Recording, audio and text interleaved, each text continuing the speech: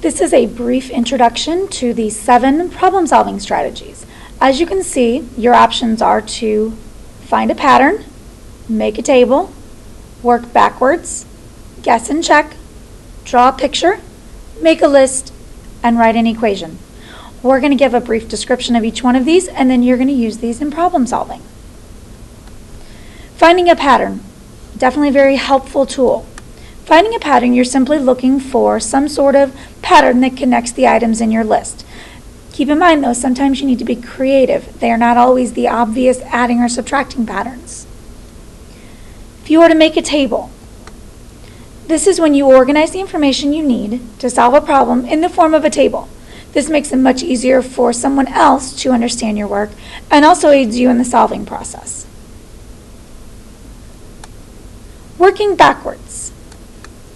This is when you are going to start with your end result you are given and use the additional details to find the beginning value or starting point for your problem. This can be very useful in any subject that might have an ending point and you need to find the beginning. Guess and check. This is probably the most common method that most kids like to use in math.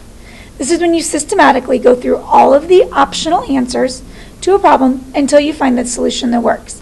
And the key word there is systematically. You want to make sure that you're not just randomly guessing and checking, you're following a pattern so that you're not spending too much time finding the answer. Drawing a picture. This is when you create some sort of diagram that displays the problem you are given and use that diagram as a visual model to solve your problem.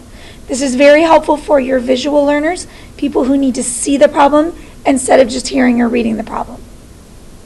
Making a list. This is similar to making a table. You're creating a list of all of the possible outcomes or solutions to your problem until all of those options have been exhausted. And finally, definitely a math concept, writing an equation. This is when you express the words from your problem in the form of symbols and then solve your equation that you've written. This is an important math strategy, but I'm sure it could be used in other subjects. Now, you're going to be each given, as a group, a problem to solve, and you're going to be using one of these 7 problem-solving strategies in your solving process.